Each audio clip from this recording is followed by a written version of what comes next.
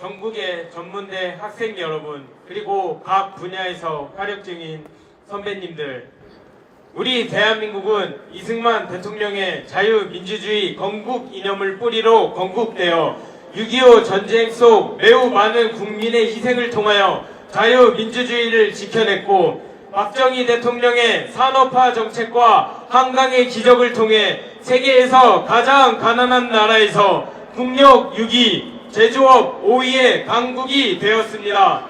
하지만 그 찬란했던 대한민국이 현재 침몰의 위기에 처해 있습니다. 단순히 국가 경제의 어려움을 넘어 자유민주주의를 기초로 하여 만들어진 자유민주주의의 상징인 헌법이 흔들리며 법치가 무너지고 있고, 국민에게 권력을 이양받아 운영되는 국회는 국민을 바라보지 않고 있으며, 민주주의에 꽂힌 선거는 여러 의혹 속에서 더럽혀질 뿐 정화되지 않고 있습니다.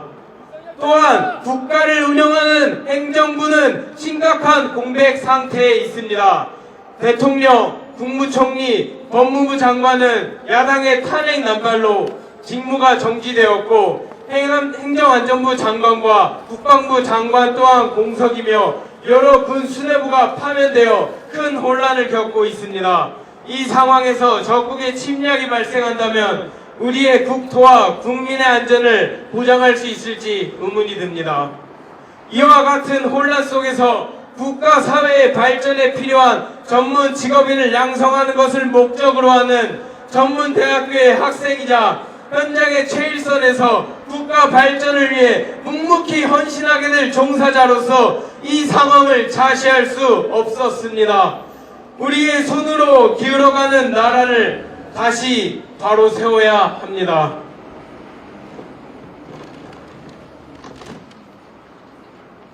첫째, 대한민국은 침몰 직전입니다. 처음 대통령의 비상계엄 선포 소식을 들었을 때는 그 이유가 도무지 이해되지 않았습니다. 그러나 대통령은 일반 국민들이 보지 못하는 많은 문제들을 보고 있습니다. 겉으로는 별다른 이상이 없어 보일지라도 대통령의 눈에는 우리가 알지 못하는 위기들이 뚜렷하게 보였습니다. 대통령이 보고받는 정보와 국제 정세에 관한 정보는 일반 국민들이 접할 수 없는 매우 중요한 내용으로, 그 정보들은 국가의 미래를 좌우할 수 있는 결정적인 요소들입니다. 이러한 정보들을 바탕으로 대통령께서는 비상계엄을 선포하신 겁니다. 처음에는 그 이유가 의문스러웠습니다. 하지만 대통령의 비상계엄 담화문을 접하면서 겉으로는 멀쩡해 보였던 대한민국의 심각함을 직시하게 되었습니다. 행정부와 사법부는 국회의 탄압을 받고 있었고, 내년에 국가의 한 편성에서는 행정부는 존중받지 못했으며, 국회는 다수 의석을 앞세워 폭주하고 있었습니다. 올해 행정부가 국정을 제대로 이행할 수 있을지 모를 정도로 상황은 심각했습니다. 이후 국회는 민생보다는 자신들의 이권을 챙기기 위한 입법과 탄핵 남발에 몰두하며 국민이 준 권력을 자신의 권력처럼 남용하고 있습니다.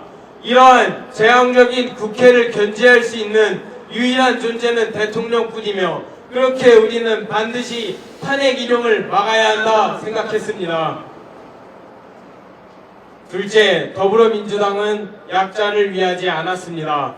더불어민주당은 항상 친서민, 친노동, 친여성 등의 약자를 위한 정당이라고 주장해 왔습니다. 하지만 그들의 주장은 위선에 불과했습니다. 그들은 표를 얻기 위해 듣기 좋은 말만 하며 실제로는 서민을 위한 정책을 펼치지 않았습니다. 친서민을 내세우며 내놓은 정책들은 오히려 서민들의 삶을 더 어렵게 만들었습니다. 문재인 정부 당시의 부동산 정책은 집값 폭등을 일으키며 서민들은 자가를 소유하기 어려운 상황에 처해있고, 일부 자산가들만 부동산 투기로 재산을 불렸으며, 최저임금 폭등으로 정말 많은 직장인들이 직장을 잃게 되었습니다. 또한 민주당은 친노동을 외치며 노동계를 위한 정책을 주장했지만, 실제로는 노조 지도부와 연대해 회사와 적대적인 관계를 형성하며 노사 갈등을 심화시켰습니다. 그 결과 비노조 직원들과 노조 직원들 간의 갈등을 부추기고 결국 많은 회사들이 구조조정을 시행해야 했으며 그 결과 비노조 직원들은 밀려나며 오직 노조 직원들만 살아남는 불공정한 시스템이 만들어졌습니다. 더불어민주당은 친여성 정당이라고 주장하지만 그들의 행보는 여성 인권을 존중하지 않습니다.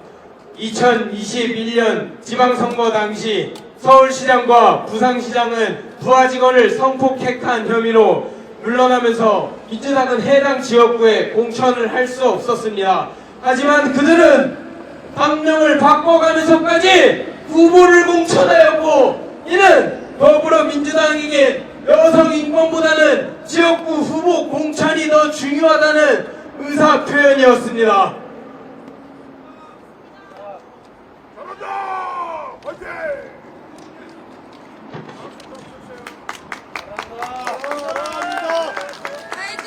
이와 같이 더불어민주당은 결코 약자를 위한 정당이 아니며 이러한 이념과 행보를 가진 정당은 더 이상 존재할 이유가 없습니다. 법의 심판을 받아야 하는 것은 대통령이 아니라 거대야당 더불어민주당입니다. 셋째, 더불어민주당과 연대한 민노총은 노조가 아닙니다. 민노총은 민주노동조합 총연맹이라는 이름으로 전국의 모든 노동자를 위해서 일하는 단체처럼 보일 수 있습니다. 하지만 그 실상은 간첩들이 수뇌부를 장악해 북한에 유리한 행동을 하는 반국가 단체입니다. 북한으로부터 지령문을 받고 간첩 활동을 벌인 혐의로 재판에 넘겨진 민노총 전 현직 간부가 각각 1심에서 징역 15년, 7년, 5년을 받았으며 추가적으로 3명의 민노총 전 현직 간부가 재판 중에 있습니다.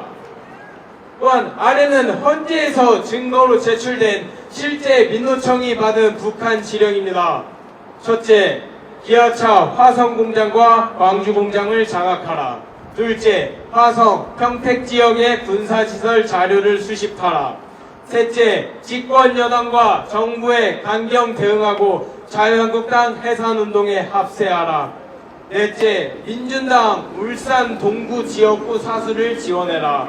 다섯째, 자유한국당 여성 혐오 문제를 부각시키고 혐오감을 증대시켜라.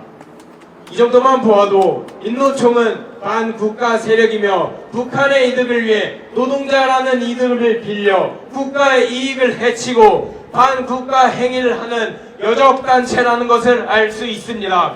윤석열 대통령은 이러한 종북 반국가 세력들을 일거에 척결하고 자유헌정 질서를 지키며 국민의 자유와 안전, 국가의 지속 가능한 발전을 보장하고 미래 세대에 올바른 나라를 물려주기 위하여 불가피한 조치로 비상계엄을 선포하신 겁니다.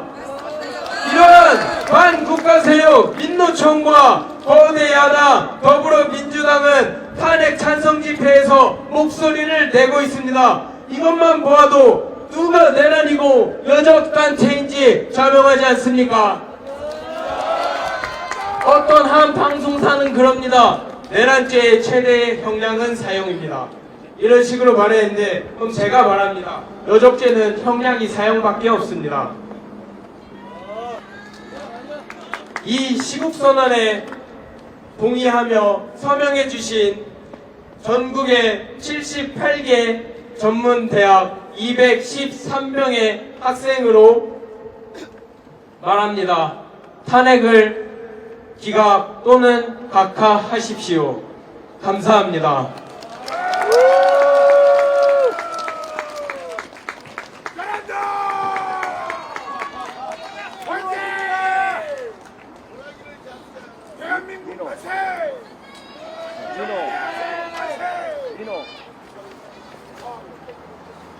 다음은 연사를 모시겠습니다. 첫 번째 연사는 정준민 선배님입니다. 안녕하십니까? 안녕하세요.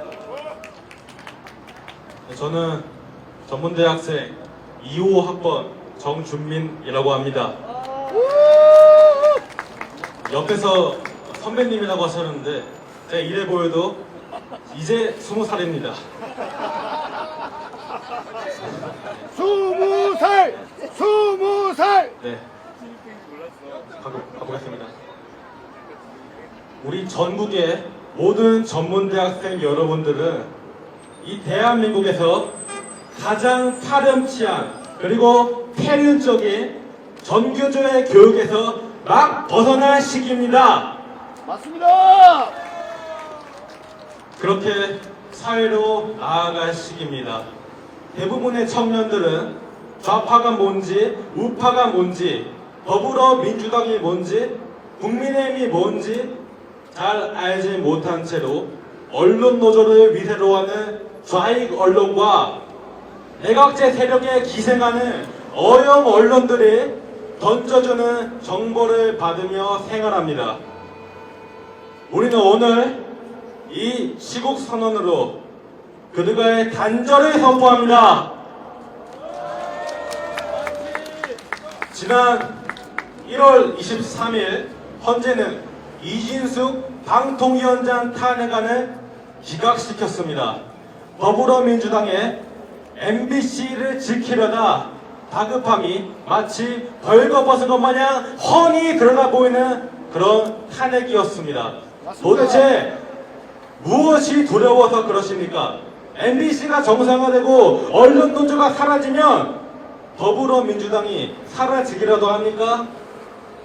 또한 작년 민주노총의 조합원은 1만 3천여 명이 감소한 108만 6,618명입니다. 이는 한국 노총에도 밀리는 수준이며 또한 재론의 여지가 없는 윤석열 정부의 성과입니다. 맞습니다! 지금 조기 대선을 입에 담는 여야 정치인들에게 묻습니다. 당신들은 윤석열 대통령만큼 노조와 싸워 이길 자신이 있으십니까? 맞습니다!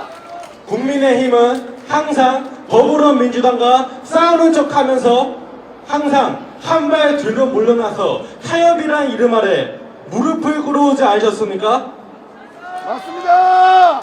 내각제 언론이 띄워주는 것을 실제 민심이라고 믿고 안일한 정치 활동을 해오지 않으셨습니까? 또한 우리가 모르는 사이에 중국과 내통해오지 않으셨습니까? 맞습니다! 이런 행보를 보여온 자들에게 우리의 미래의 터전이 될 산업 환경을 어찌 맡길 수 있겠냐 이 말입니다. 맞습니다! 오늘 기어코 더불어민주당은 최상목 대행 탄핵안을 발의했습니다. 저희는 정말 두렵습니다. 더불어민주당이 두려운 건 당연지사고 그들과 맞서 싸워줄 든든한 우리 편이 원내 정당에 없다는 게 더욱 두렵습니다. 맞습니다! 국민의힘은 현 탄핵 전국에서 박수영 의원 제외 아무도 단식 농성에 나서지 않았습니다. 오히려 지도부가 애써 나서서 앞장서서 나서서 제발 하지 말라는 식으로 말렸습니다. 특히 권성동 원내대표는 마치 박근혜 대통령 탄핵 당시 소초위원장으로서 헌법재판관에 눈물을 흘리며 호소하던 그때처럼 간절해 보였습니다! 맞습니다!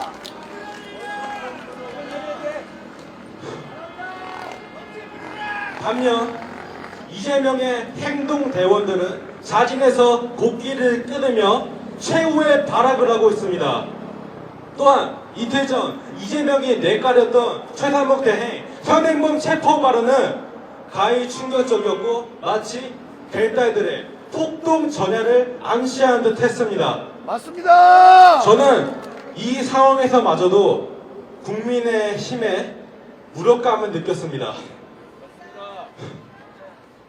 저런 이치광이 조폭 두목이 내라 선동을 하고 있는데 어제자 윤상현 의원 제외 아무도 고발, 징계 등의 조치들을 취하겠다고 말하지 않았습니다. 맞습니다. 그저 테러리스트가 하는 말 보고만 있어도 되겠습니까? 저런 미치광이는 사회와 격리시켜야 되지 않겠습니까? 맞습니다. 만약에 개딸들을 중심으로 폭동 사태가 유혈 사태가 일어나기라도 한다면 이는 책임의 1순위는 이재명이고 2순위는 국민의힘입니다. 맞습니다. 이뿐만이 아닙니다. 국민의힘에 아직도 기생하는 세력들이 있습니다. 대통령 탄핵에 앞장서고 툭하면 당론에 반대하는 것은 물론이고 깽판, 난리를 쳐대는 자당의 김상욱 하나 못 쫓아냅니다. 맞습니다. 문재인 송철호와 친하게 지내고 한국노총에서 변호사를 하고 한겨레와 방국가 언론 한겨레와 보란듯이 인터뷰를 하고 이런 미치 좌빨 빨갱이를 이 강성 자익을 대체 왜 못 쫓아냅니까? 맞습니다. 징계 여부에 대해서 물으면 그건 본인의 사안이 아니라는 둥 지금 말씀드린 사안이 아니라는 둥 듣는 이가 속 터지는 소리만 해댑니다. 맞습니다. 이런 무력한 국민의힘에 감히 촉구합니다. 지금 당장 내각제 포기 선언을 하십시오. 그리고 맞습니다.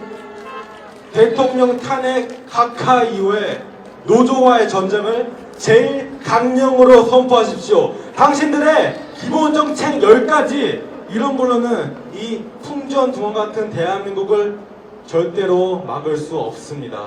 맞습니다. 내각제 언론과 언론 노조가 하는 말 제발 좀 믿지 마십시오.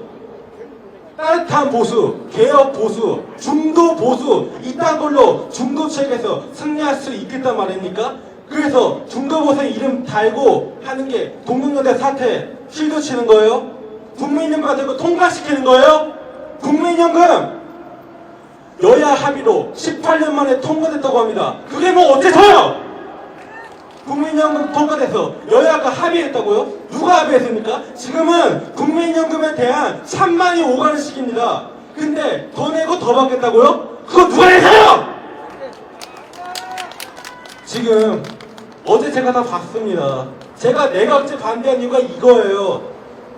만약에 찬성하는 의원들 더불어민주당은 당연합니다. 그들은 이거 빼고 보지 않는 맹인들이니까요. 근데 국민의힘은 그러면 안 되죠. 당신들 지지하시는 어르신분들 이제 못 버티십니다. 이제 2030 저희가 당신들 지지해야 되는데 어떻게 그따위 행동을 합니까? 맞습니다.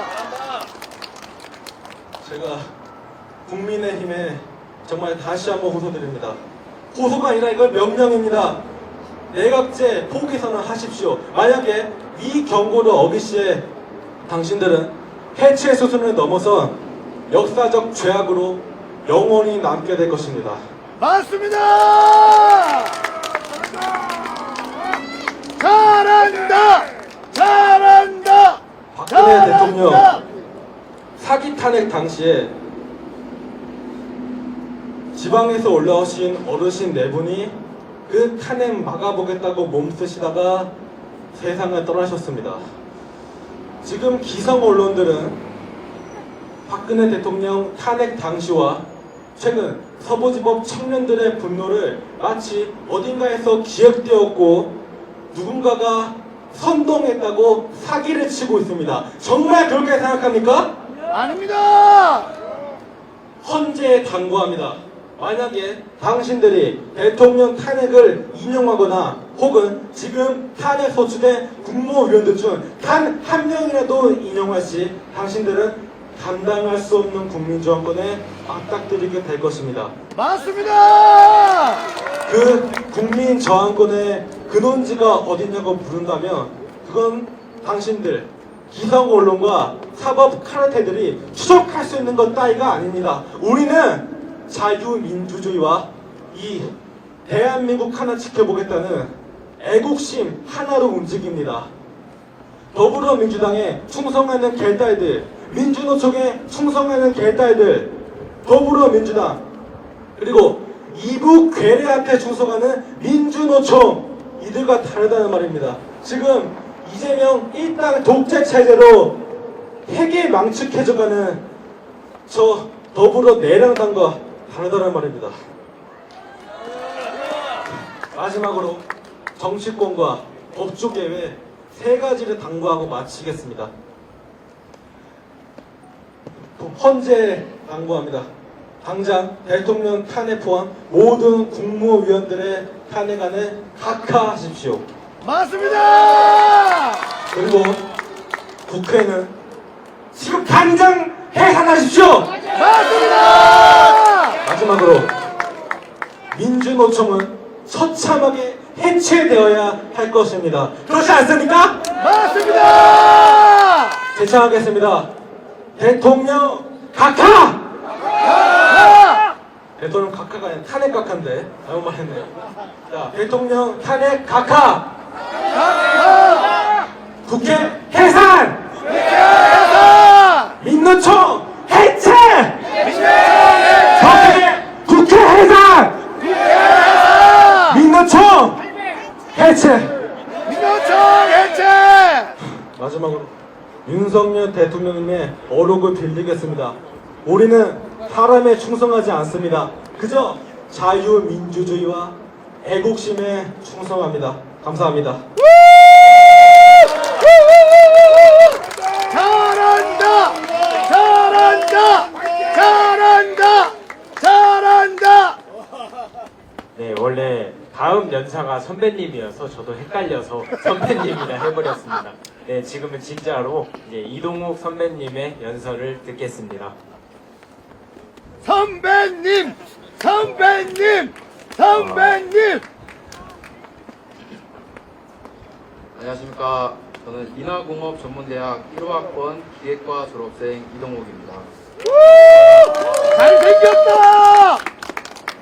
우선 전문대학 특성상 민노총 산하에서 목소리를 낼 수 없는 분들도 계시기에 마음이라도 함께 해주셨으면 하는 마음으로 준비했습니다.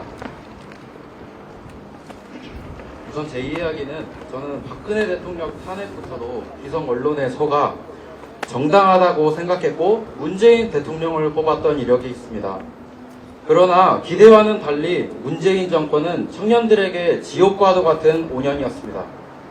코로나 방역 실패와 외출 통제, 강제 백신, 소상공인은 처참히 무너졌고 청년들을 위한 정책은 하나같이 허울 뿐이었습니다. 더욱 격해진 빈부격차와 세대 갈등을 넘어선 젠더 갈등과 어느덧 비상식과 상식의 분열까지 이르렀습니다. 탈원전으로 전기값은 폭등했고 국가 부채는 한없이 늘어가며 나라의 심장인 인프라와 청년들의 동력을 떨어뜨리고 온 나라를 뒤집는 거 보며 경악하고 제 선택을 후회했습니다. 최근 미국 최대 보수 행사 시의팩에서는 문재인을 공산주의라고 칭했습니다. 그러나 언론에서는 보도된 사실이 적고 실패를 성공처럼 포장하고 경제 지표, 소득 격차, 고용률을 조작하여 사람들에게 믿게 하고 심지어 지금의 민주당도 국가의 성장 동력인 반도체, 전자, 기술 분야의 대기업에게 기업의 비밀을 국회에 제공하라고 하는 말도 안 되는 법들이 무차별적으로 통과되고 있습니다. 자유경제에서 이게 무슨 말도 안 되는 행위입니까? 이게 간첩행위가 아니면 무엇이 간첩행위란 말입니까? 맞습니다. 이후 대통령 선거에서도 투표 결과가 득표율이 역전되며 50%가 넘는 드라마틱한 결과를 보여주었으나 야당은 대통령을 비판하기에 혈안이 올라 결국 대엄령을 계기로 그들이 고대했던 탄핵까지 이르렀습니다.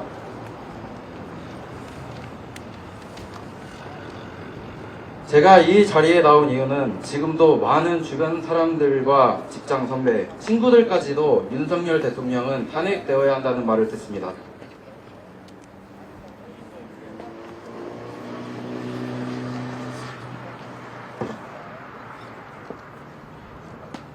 하지만 지금 이야기를 들어보면 정치에 관심이 없어 기성 언론들만 흘끔 보고 그대로 믿는 경우가 정말 많았습니다. 정말 끔찍하지 않습니까? 맞습니다. 저도 처음엔 여느 때처럼 계엄은 비정상적이라고 생각했습니다. 하지만 지금은 다릅니다. 중국 자본이 방송사를 장악하고 국민들의 눈과 귀를 막고 선동하여 아직도 많은 분들이 깨닫지 못합니다.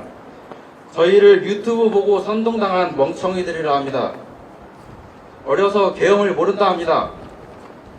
하지만 깨어난 청년들은 알고 있습니다. 뉴스가 아니라 사실 그 전체를 본다면 탄핵 전후 29번의 야당 준호 줄 탄핵과 이제는 대통령의 대리인을 연달아 탄핵하고 체포한다고 위협하고 있습니다. 야당의 입법 독재, 카카오톡 검열, 공수처의 영장 쇼핑, 딱풀 공문, 직권 남용, 3,000명의 경찰 동원, 서부지법의 자범 취급부터 부정선고의 은폐와 헌재 재판 과정에서의 위헌 행위, 음란수계 판사와 우리법 연구회 출신의 극좌파 판사, 판사계의 워렌 버핏이 헌재를 장악하고 있습니다. 심지어 내란죄도 뺐으면서 죄 심의도 하지 않고 재판하며 이들은 내란이라고 외치고 있습니다. 이 외에도 저희들이 알고 있는 사건만으로도 차고 넘쳐서 계엄을 안 하는 게 더 이상하다고 느끼고 있습니다. 맞습니다. 또 계엄 과정에서 있었던 계엄군 국회 봉쇄와 무력 진압, 국회의원 체포조도 모두 재판 과정에서 거짓으로 밝혀졌습니다. 대부분의 기성 언론은 위 내용들뿐만 아니라 과거에도 최순실 비자금, 태블릿, 사드 전파로 인한 건강장애, 광우병 등 성동과 거짓으로 날조하고 있다는 것을 알 수 있습니다. 맞습니다. 더 이상 노동자를 대변하지 않고 북한의 꼭두각시가 된 민노총과 마찬가지로 북한을 찬양하는 게시물이 한가득인 대학생 없는 대진년, 해산되었던 진보당 출신 반국가 세력은 탄핵을 외치고 있습니다. 저희는 늘 말하는 게 이건 자와 우의 문제가 아닙니다. 한국의 민주주의에 존폐가 걸린 문제입니다. 맞습니다. 아직도 탄핵을 찬성하시는 분에게 묻습니다. 3인성우라는 말을 아십니까? 세 사람만 우기면 없던 호랑이도 만든다는 말이 있습니다. 방송사에서 편집한 내용만 보고 믿고 있지는 않으신가요? 진실은 멀리 있지 않습니다. 언론을 그리고 저를 의심해 주시길 부탁드리겠습니다. 마지막으로 구호하고 마치도록 하겠습니다. 내란 수계 하면 이재명이라 답해주시고, 내란 정당 하면 민주당이라 답해주시고, 내란 노조 하면 민노총이라 답해주십시오. 네. 내란 수계! 내란 정당! 내란 노조! 내란 수계! 내란 정당! 내란 노조! 감사합니다. 선배님! 선배님! 선배님! 선배님 잘생겼다! 네, 다음도 선배님인데, 네, 다음 선배님 유진수 선배님의 연설을 들어보도록 하겠습니다.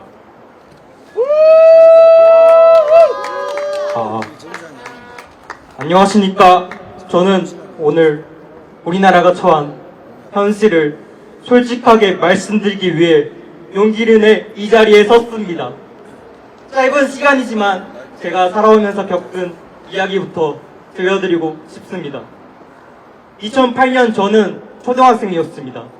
당시 광우병 사태가 온 나라를 뒤흔들었습니다. 어린 저는 강풀의 만화와 연예인들의 발언을 통해 광우병에 대한 공포를 그대로 받아들였고 그것이 진실이라고 믿었습니다. 어느 날 라면을 끓이시던 어머니께 울먹이며 말했습니다. 라면 스프에도 미국산 소고기가 들어간대. 절대 넣으면 안 돼. 그거 먹으면 좀비처럼 변한대. 하지만 시간이 지나고 나서야 저는 그 모든 것이 선동이었음을 깨달았습니다. 당시 거짓된 정보로 국민을 불안하게 만들었던 이들은 결국 사과조차 하지 않았습니다. 저는 그 사실이 너무나도 원망스러웠습니다. 중학교 시절 저는 역사책과 선생님의 수업을 통해 역사를 배웠습니다. 그러나 배울수록 의아함이 커졌습니다. 선생님은 역사를 잊지 말아야 한다며 학생들에게 반일 집회인 수요 집회에 참여하라고 강제하였습니다. 당시 저는 그 의미를 깊이 생각하지 못했지만 시간이 흐르면서 깨달았습니다.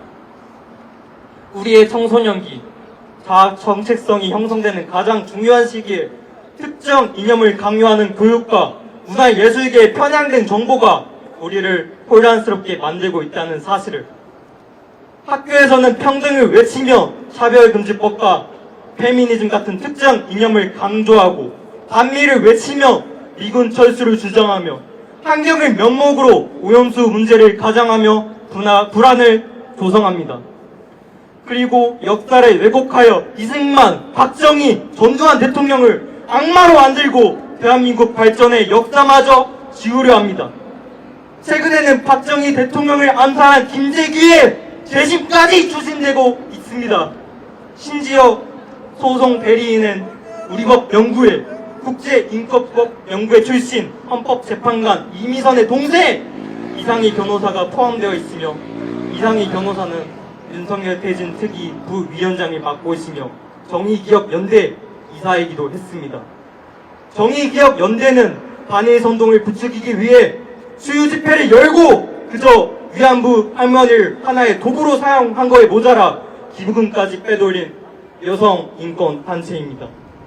법을 개조수로 보는 인간들이 암사의 내란범을 멋대로 재평가해 영웅으로 포장할 것입니다. 대체 언제까지 조국과 민족을 위해 희생한 박정희 대통령의 노고를 짓밟고 무덤에 침까지 뱉으며 모욕하게 놔둘 것입니까? 우리는 언제까지 대한민국의 발전을 이끈 지도자들을 폄훼하고 역사를 왜곡하는 행위를 방관해야 합니까? 박정희 대통령은 수많은 반대와 방해 속에도 공업화를 추진하고 고속도로와 제철소를 건설했습니다. 그 결과 대한민국은 철강, 자동차, 조선, 석유, 화학 산업에서 세계적인 경쟁력을 갖추게 되었고 우리는 한강의 기적을 이루었습니다. 하지만 과거에도 지금도 이러한 발전을 방해하는 세력들이 존재합니다. 그들은 역사를 잊은 민족에게 미래는 없다고 말하면서 정작 대한민국의 발전사를 왜곡하고 지우려 합니다. 우리는 이에 대해 의문을 가져야 합니다. 왜 5.18 특별법을 만들어 표현의 자유를 제한하려 하는지, 왜 5.18 유공자 명단은 공개되지도 않는지 말입니다. 맞습니다. 박근혜 대통령이 탄핵될 당시 저는 그 과정이 조작된 것임을 알고 있었습니다. 그러나 주변의 시선에 의식해 침묵했습니다. 2025년 12월 3일 윤석열 대통령께서 비상계엄령을 선포하였습니다. 저는 윤석열 대통령의 담화문을 보고 목숨을 건 구국의 결단을 내리셨구나, 국민께 도와달라 외치는 그 큰 울림이 크게 와닿았습니다. 맞습니다. 더 이상 저는 침묵하지 않겠습니다. 맞습니다. 꼭 총성이 울려야만 전쟁이 아닙니다. 우리나라는 현대 하이브리드 전쟁 최종장 엔드게임으로 향하고 있습니다. 자유민주주의를 지킬 것인가? 아니면 전체주의적 통제 사회로 향할 것인가? 우리는 반드시 이 질문에 답해야 됩니다. 맞습니다. 부정선거는 보이지 않는 핵무기와 같습니다. 맞습니다. 대한민국에서 이 문제를 본격적으로 시작된 것은 김대중 정권 때부터였습니다. 이후 노무현, 문재인 정부를 거치며 대한민국의 모든 시스템을 이 특정 세력에 의해 장악되었습니다. 맞습니다. IMF 당시 국민들은 곤모기 운동을 통해 나라를 지켰다고 믿었지만 실상은 외국 자본가, 특정 세력의 개입으로 경제가 잠식당하고 있었습니다. 문재인 정부는 반미 반일 성동을 통해 국가 발전을 가로막고 통계를 조작하고 자국민 갈라치기, 사회적 갈등을 조장했습니다. 맞습니다. 심지어 대공수사권 이관, 의경제도 폐지, 자체 경찰제 시행, 검찰 개혁이라는 명목하에 모든 수사권을 경찰로 집중시켰으며 중국 공항과 협박까지 체결했습니다. 그 결과 우리는 내부의 적과 외부의 위협에 더욱 취약한 나라가 되었습니다. 맞습니다. 북한에 대한 지원을 넘어 우리 땅인 한반도까지 넘겨줬으며 부정선거 카르텔을 구축해 대한민국의 선거 시스템마저 왜곡시켰습니다. 사전투표와 전자개표 시스템이 도입되면서 선거의 공정성이 무너졌으며 해외 조직들과 부정선거 카르텔을 형성하고 이 시스템은 해외까지 전파되었습니다. 우리는 이 문제를 결코 자시해서는 안 됩니다. 선거 제도를 정상화하고 부정선거를 철저히 검증해야 합니다. 맞습니다. 최근 민주당은 헌법 질서를 흔들고 법과 원칙을 무시하는 행태를 공공연히 드러내고 있습니다. 사법부와 선관위와의 유착을 스스로 인정하는 듯한 행보를 보이며 국가 안보에 국민의 기본권을 위협하는 법안들을 발의하고 있습니다. 예를 들어 통신감시, 강화 법안은 법원에 영장 없이 개인의 통신자료를 조회할 수 있도록 하여 국민의 사생활과 기본권을 침해할 우려가 큽니다. 맞습니다. 또한 표현의 자유를 위축시키고 반대 의견을 탄압하는 법안들을 추진되고 있으며 외국인 혜택 확대, 주한미군 철수, 정신병원 강제 입원, 학폭 검열, 양곡법, 무제한 임대차법, 금주세, 가산자산 가세, 국회징원법, 노란봉투법, 기본소득법, 차별금지법, 내란 특검법, 이런 무지막지한 법안들을 현재도 발의하고 있습니다. 맞습니다. 그리고 5.18 특별법을 들먹이며 강주에서 탄핵 반대 시위 시 처벌한다고 하였습니다. 간첩법 개정 반대, 정부 기밀 유출, 마약 수사 방해, 대북 송금, 상속세 인하 반대, 증여세 인하 반대를 외치고 있습니다.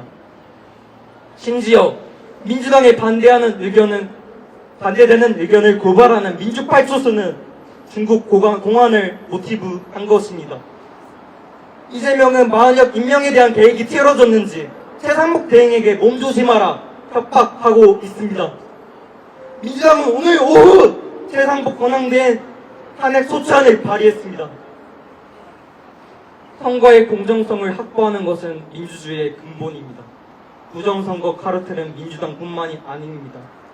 2020년 4.15 총선 민경욱 의원이 부정선거에 대한 언급을 했을 때 제일 먼저 발작했던 건 김무성, 유승민, 하태경, 이준석이었습니다. 맞습니다. 우리는 선거인 명부를 하나하나 까서 검증해 정상화를 시키고 사전투표 폐지, 외국인 투표 폐지, 오로지 대한민국 땅에서 투표함 이동이 없는 당일 투표, 당일 현장 개표를 해야 합니다. 맞습니다. 선거 과정의 투명성 높이고 국민의 신뢰를 회복하는 것이야말로 진정한 민주주의를 지키는 것입니다. 맞습니다. 더 나아가 국익을 해치는 조치들이 잇따라 시행되면서 국가 안보에 대한 우려도 커지고 있습니다. 김문수는 비자 통합 추진을 하여 4월부터 간첩들이 더 쉽게 가족 중 한 명이라도 비자가 따면 가족 모두 들어올 수 있게 조치하였습니다. 비자 정책 변경으로 인해 외국인 유입이 급증할 가능성이 있으며 이에 따른 사회적 경제적 혼란이 예상됩니다. 누군지도 모르는 간첩들과 이슬람인들이 대거 몰려올 것입니다.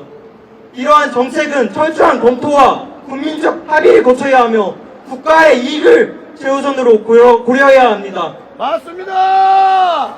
지금도 이 온라인에선 간첩들이 자국민보다 훨씬 많이 글을 쓰고 추천 조작, 댓글 조작을 하고 있습니다. 오프라인에선 국민들을 위장, 경찰로 위장해 집회 근처에 맴돌고 있습니다. 과거 좌파 운동권에선 분신 자살이 발생할 경우 이를 영웅시하고 정치적으로 이용하는 모습을 보여왔습니다. 그러나 진정한 희생이란 특정 이념을 넘어 조국과 국민을 위한 헌신에서 비롯되는 것입니다.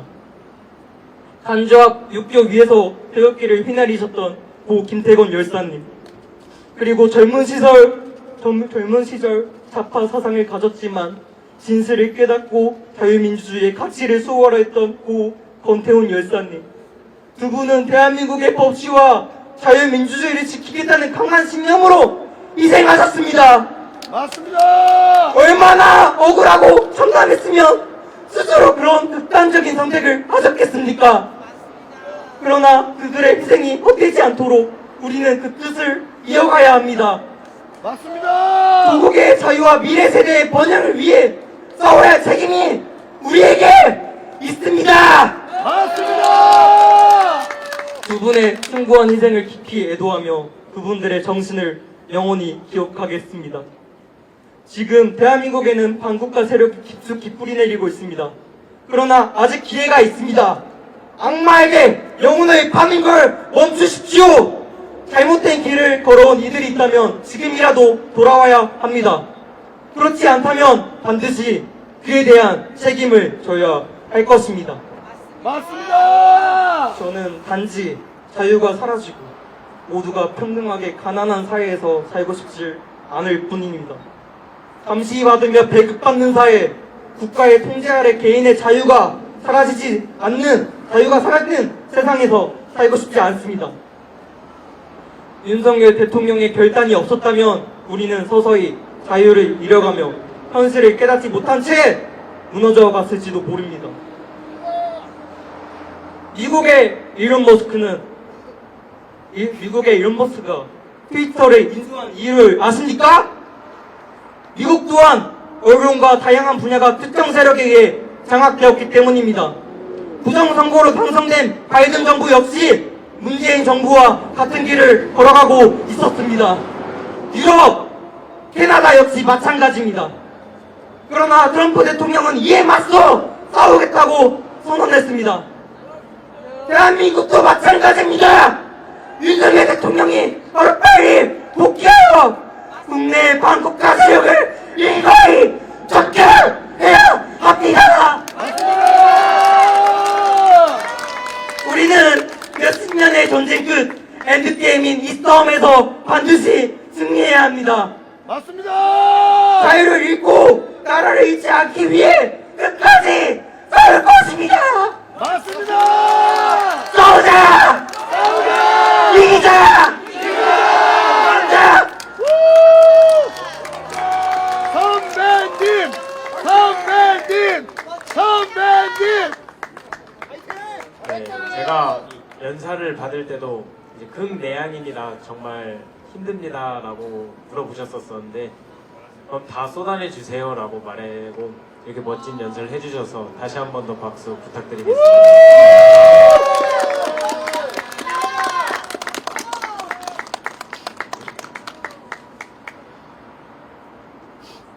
안녕하십니까? 이 자리를 빛내주시고 계신 애국 시민 여러분, 또 기자분과 여러 유튜버분들, 저는 이번 전국 전문대학교 연합 탄핵 반대 시국선언을 주도한 동양미래대학교 로봇공학과 22학번 김진환입니다.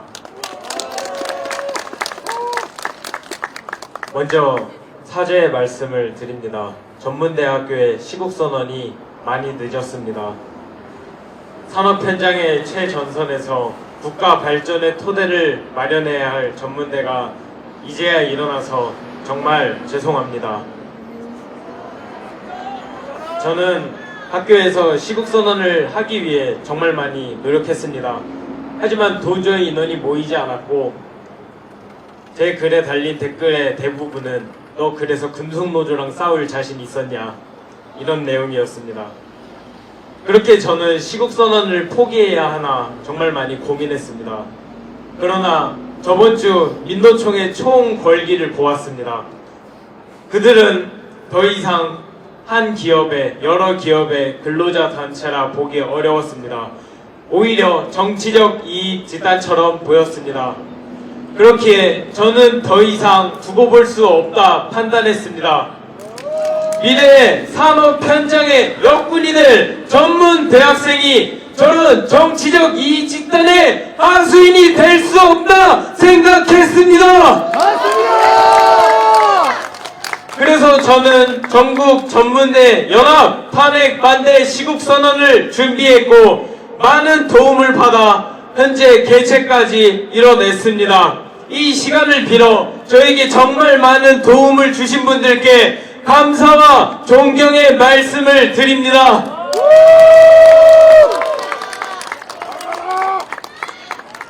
민노총은 북한 간첩들이 이 자랑스러운 대한민국 땅에 세운 최대의 간첩 단체라 봐도 무방할 것입니다. 거기에 소속된 모두가 간첩이라는 것은 아닙니다. 하지만 이들의 수뇌부가 간첩 혐의로 재판을 받고 징역을 선고받았는데도 아직도 그 단체가 해체되지 않고 버젓이 운영되고 있으며 그 단체가 현재 대통령의 탄핵 인용을 주장하는 집회를 주도하고 있습니다. 저는 이것이 도저히 말이 되지 않는다고 생각합니다. 맞습니다! 또한 몇몇 민노총 단체에서는 민노총의 간첩 혐의가 가짜 뉴스란 말합니다. 그래서 2025년 1월 31일 검찰 공소장에 적힌 2022년에 한 민노총 간부가 북한의 김정은에게 바친 충성 맹세문을 가져왔습니다. 위대한 김일성 수령님은 우리와 함께 계신다.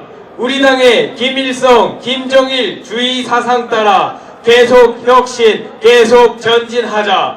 경애하는 김정은 동지 받들어 대를 이어 충성하자. 우리 당 제8차 당대회 가치 높이 이민이천 일심단결 저력갱생으로 전진 앞으로. 경애하는 김정은 동지 따라 투쟁 앞으로.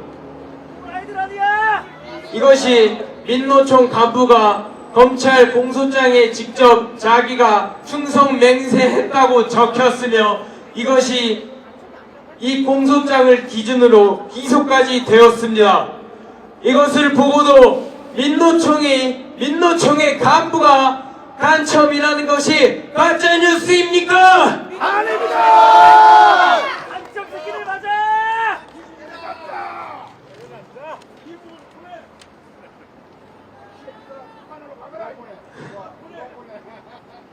또한 민노총의 간첩 충성 맹세문을 믿지 않으신다면 제가 그래서 여러분들 기준으로 왼쪽에 보시면 엄청 큰 피켓 하나 준비했습니다. 이것은 이번 대통령 탄핵 재판에서 드러난 민노총 간부가 북한에게 받은 지령문입니다. 저는 크게 두 개만 읽겠습니다. 기아차 화성공장과 광주공장을 장악하라. 민중당 울산 동구 지역구 사수를 지원하라. 이것을 보고 저는 생각했습니다. 몇 달 전에 대통령 관저 압수수색한다, 국방부 압수수색한다, 경찰청 압수수색한다, 그렇게 주장하던 사람들에게 말합니다. 진정으로 압수수색해야 되는 곳은 금속노조 기아 자동차 지부나 울산 동구청입니다. 왜 북한이 이곳을 장악하고 사수하라 지령을 내렸는지 국민은 알 권리가 있습니다. 당장 이곳을 압수수색하십시오. 맞습니다! 그 민노총은 간첩 행위를 빼더라도 국민을 근로자를 위한 단체가 아닙니다. 본래 노조는 회사와 근로자의 갈등을 해결하며 서로 수평적인 관계를 구축하고 나아가 서로의 불만을 최소화하고 양측의 이익을 최대화하여 회사가 발전함에 따라 그에 따라 근로자의 복지, 임금이 동시에 좋아지는 그런 선순환의 구조를 구축해 나아가야 합니다. 하지만 민노총은 무조건 회사 사측 고용주를 악마화시키며 근로자를 무조건 약자로 만드는 프레임 작업을 들어가 양측의 갈등을 일으키고 그를 통해 약자된 근로자들을 자신의 하수인처럼 부리며 근로자의 이익이 아닌 민노총 집단의 이익을 추구했습니다. 맞습니다. 민노총에 가입되어 있으신 청년 세대분들이 있다면 들어주십시오. 여러분들이 민노총에 매달 조합비를 내실 겁니다. 근데 그 조합비는 절대 여러분들의 복지, 임금 향상을 위해 쓰이지 않습니다. 그러한 여러분들이 내신 조합비는 민노총의 도로를 점거하는 불법 집회에 쓰이고 민노총이 경찰을 폭행했을 때 그 경찰을 석방시키기 위한 보석금으로 쓰일 것이며 그들이 재판에 넘어간다며 그 불법 행위에 대한 변호사 비용으로 쓰일 것입니다. 맞습니다. 여러분들이 이렇게 낸 조합비가 불법 행위에 쓰인다는 것이 정말 아깝지 않으십니까? 아깝습니다. 이것들을 안다면 민노총을 탈퇴하십시오. 국가가 좋아지고 여러분들의 회사가 좋아지는 방향이라 저는 확언합니다. 그 민노총의 규모는 우리의 예상을 정말 초월합니다. 제가 민노총 사이트에 들어가서 그들이 얼마나 큰 조직인지 조사해 보았습니다. 그리고 그들의 가입된 연맹에 대해서 읽어보도록 하겠습니다. 건설산업연맹, 공공운수노조, 공무원노조, 교수노조, 금속노조, 대학노조, 보건의료노조, 비정규교수노조, 사무금융노조, 서비스연맹, 민주일반연맹, 언론노조, 민주여성노조, 전교조, 정보경제연맹, 화학섬유식품노조. 민노총은 단순히 생산업, 공업계를 넘어 교육계, 서비스계, 의료계, 언론계, 금융계, IT 산업까지 안 뻗친 데가 없습니다. 맞습니다. 이렇게 대한민국을 병들고 죽어가게 만들고 있는 민노총은 그저께 정말 한심한 기사 하나를 냈습니다. 26일까지 대통령을 파면하지 않으면 27일 민노총 총파업 걸기 운동을 열겠다고요. 그럼 민노총 양경수 조합원장, 민노총 지부장님께 말합니다. 참 웃깁니다. 당신들이 언제 일을 제대로 했다고 파업을 한다 하십니까? 당신들이 제대로 파업하면 국가가 뭐 들어줍니까 지금? 그리고 총파업 하실 거면은 그냥 일자리 내려놓으시고 집회로 나오십시오. 그 좋은 일자리 원하고 들어가고 싶어하는 청년이 여기도 많고 지금 전문대에도 한 트럭입니다. 맞습니다. 당신들이 차지하고 있는 그 일자리를 대체할 청년들이 넘쳐납니다. 맞습니다. 그리고 깨달으십시오. 기업 없이는 당신들의 임금도 없으며 당신들의 직장도 없습니다. 그 사실을 깨달으십시오. 맞습니다. 이러한 민노총을 잡기 위해서 현 행정부는 정말 필사적으로 싸워왔습니다. 윤석열 대통령은 회계 장부를 미제출한 노조에 대해서는 지원금이나 세액 공제 등의 혜택을 끊으셨고 화물 노조의 파업에는 타협 없이 업무 개시 명령으로 답하셨습니다. 하지만 이렇게 민노총에게 협상 없이 싸워왔던 대통령님께서는 받으셨던 언론의 평가는 노동자 탄압하는 대통령이다, 독재하는 독재정치 대통령이다 였습니다. 하지만 저희는 이제 압니다. 그러한 기사를 쓴 기자들은 아마 언론노조 소속이었을 겁니다. 맞습니다. 그 언론노조가 가장 많이 포진해 있는 언론사 어딘지 아시죠? MBC가 쓰는 기자를 보면 언론 노조의 수준을 잘 알 수 있었습니다. 맞습니다. 그들은 그렇게 편향적인 기사를 써 내려왔습니다.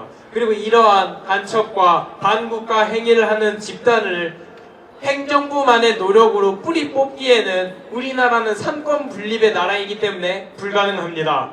그렇기에 이러한 반국가 세력을 뽑기 위해서는 행정부, 사법부, 입법부가 일치 단결하여 사력을 다하여 뽑아내야 했습니다. 맞습니다. 하지만 국회는 노동자의 인권이라 발언하며 이들을 보호하고 비호하며 민노총을 단죄하고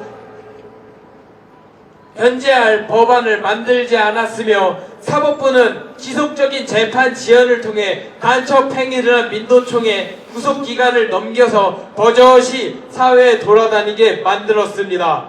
맞습니다. 저는 그런 민노총에게 말합니다. 누가 진정 약자입니까? 당신들은 약자라 칭하며 당신들을 탄압하는 세력을 악으로 몰아갔습니다. 그런 민노총에게 말합니다. 당신들은 입법과 사법의 보호를 받으며 경찰에게 폭력을 행사해도 다음날 석방됩니다. 그리고 인면의 보호를 받으며 법적인 지원을 최대로 받습니다. 하지만 그러한 민노총에 비해서 민노총이 주장하는 자신들을 탄압하는 사람들은 서부지법 사태 때 길거리를 돌아다녔다고만 해도 구속당하여 교도소에 들어가 재판에 넘어갔고 헌재 앞에서 좌파들에게 폭행을 당하나 기동대원에게 보호받지 못하고 부상당하고 다쳐갔습니다. 누가 진정 약자입니까? 저는 당신들이 탄압한다고 말하는 그러한 애국 시민들이 정말 약자인 것 같습니다. 맞습니다. 저는 전문대인으로서 정말 좋아하는 문구가 있습니다. 이 피켓에도 적혀 있습니다. 적재천만 불여 받기 재신. 이 문구는 정말 기술자를 우대하는 문구입니다. 손에 지닌 작은 기술이 천만금보다 낫다는 의미를 지니고 있습니다.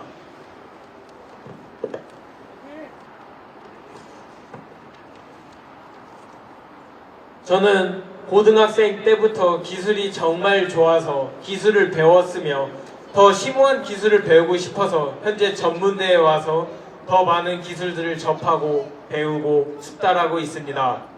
이렇게 배운 기술로 내가 사랑하는 내 조국 대한민국을 발전시키고 후세에 더 좋게 물려주고 싶은 마음이 있기 때문입니다. 멋있습니다. 왜 그런지 아십니까? 지금 제 앞에 계신 여러분들이 먼저 그렇게 해주셨기 때문입니다.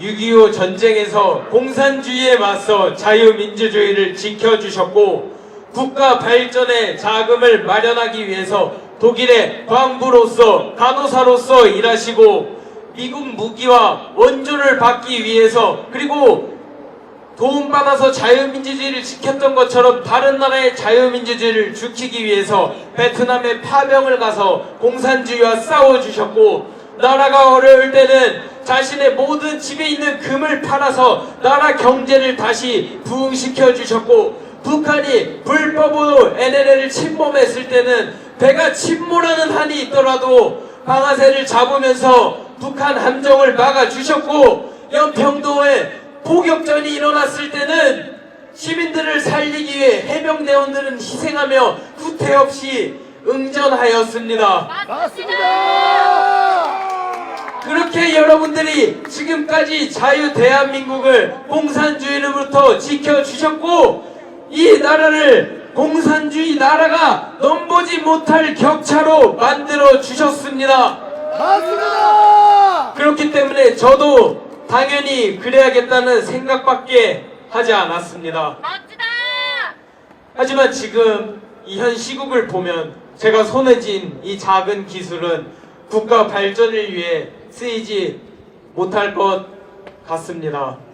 우리나라의 기술로 북한을 추종하는 세력이 배를 불리고 있고 중국을 추종하는 세력은 그 기술을 중국에 팔아 넘기고 있습니다. 이 상황에서 제가 할 수 있는 건 이러한 사실을 알리고 여러분들께 부탁하고 더 많은 국민에게 호소하는 것 빼곤 없었습니다. 국가의 발전을 위해, 국가 체제 유지를 위해 한 번만 더 저희 청년들과 싸워 주십시오. 힘내라!